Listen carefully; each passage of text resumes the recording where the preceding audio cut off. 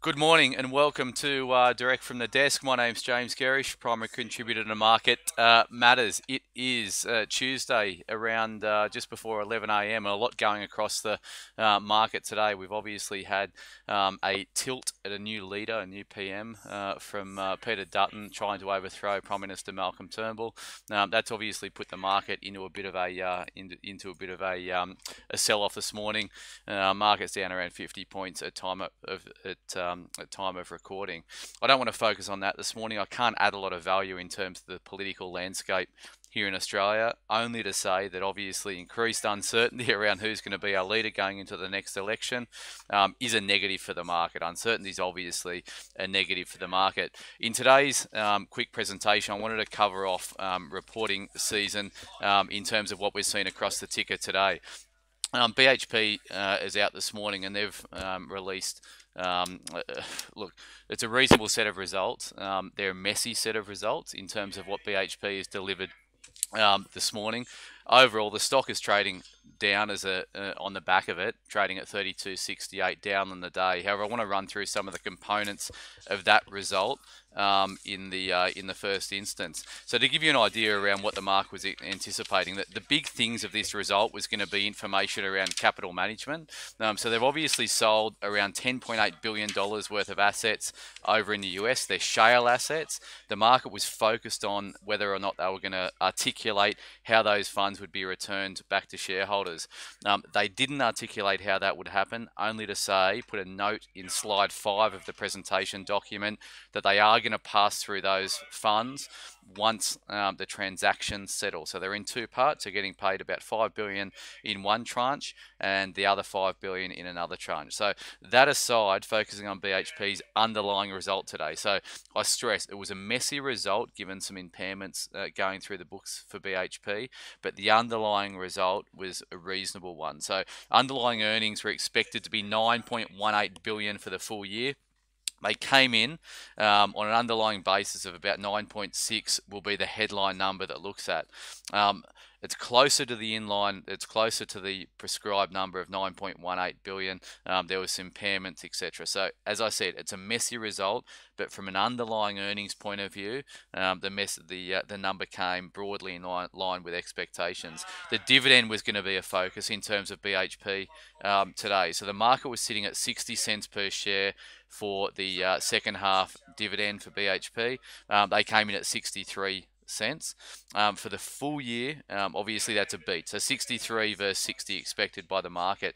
However, there were some outliers in terms of the dividend. So, over at Shaw and Partners, we had 72 cents, I should say, penciled in for the second half, taking the full year dividend to 127. UBS were at $1.30 for the full year dividend. So although they came in ahead of consensus, there are a couple of outliers. So I guess the other key takeaway in terms of the result for mine, reading broker research obviously is important when formulating views. Macquarie, for instance, had a $6.5 billion buyback in Australia, so an off-market buyback in Australia, muted as a potential discussion point in today's result. That didn't happen. UBS thought that BHP would be talking about a $2 billion, I should say, share buyback. That didn't happen. So all up, the result was pretty much in line with market expectations. I've only listened to some of the conference calls, so I'm going to listen to that from a recording point of view later in the day.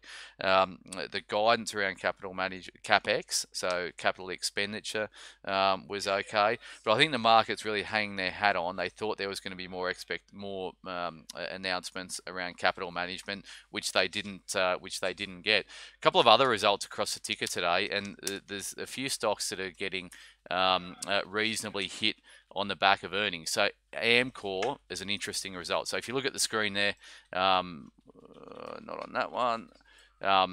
Amcor is trading down at $13.81, down a reasonable portion on the session. So to give you an idea of the Amcor result, it was pretty much in line on the revenue line. So they came in at 9.31 billion in terms of revenue. The market was at 9.4 billion.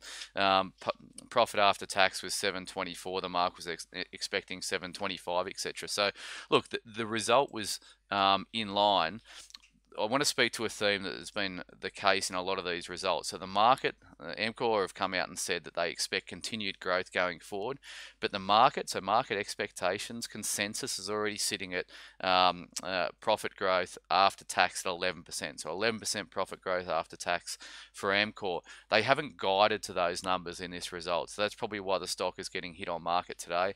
There is a conference call, and the conference call will be focused around what's happening with their acquisition over in the US. It's a massive acquisition over in the US, and it's going to change the landscape or the outlook for Amcor going forward. So most focus is going to be on the outcome or the discussion around that acquisition. But Amcor pretty much in line result. The guidance, well, they didn't give specific guidance, but the market was already expecting growth of around 11% in turn at the profit line. So it's a fairly lofty number. I'll finish up quickly. There were a few other results, but I'll finish up this morning on Healthscope, which is a stock we have in the platinum portfolio.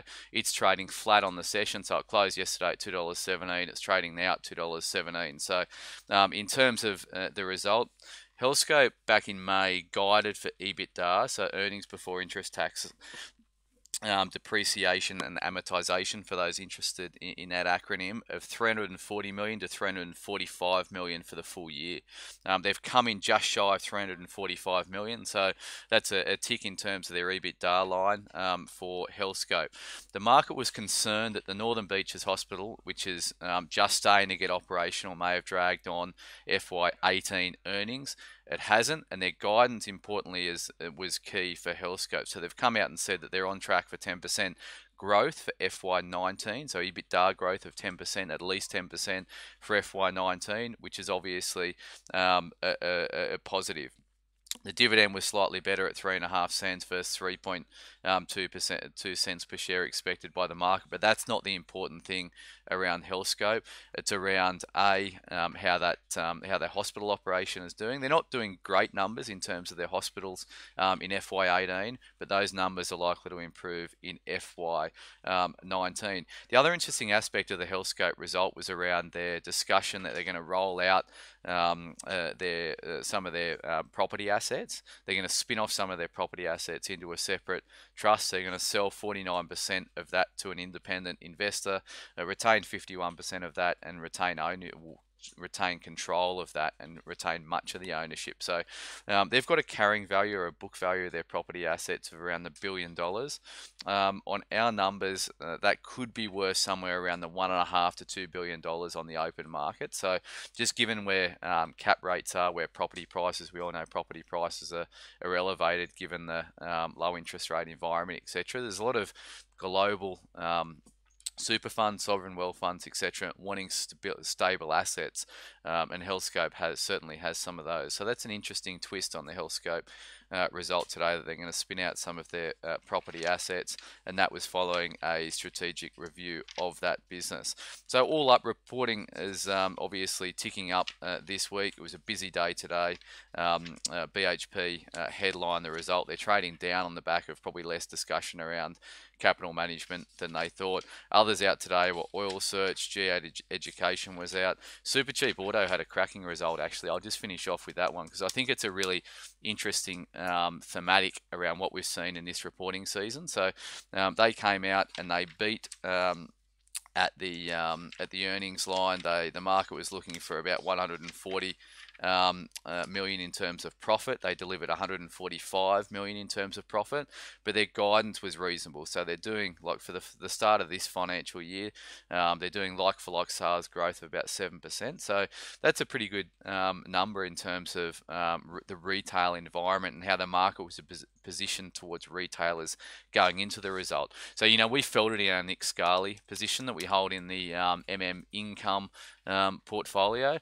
They reported numbers that were okay. It's just the market was really negative going in to the report. A similar situation played out with JB Hi-Fi. It played out with Harvey Norman, and today it's played out with super cheap auto. So the stock there is trading up around 10, well, was trading up around 10%. It's a little bit less than that, now,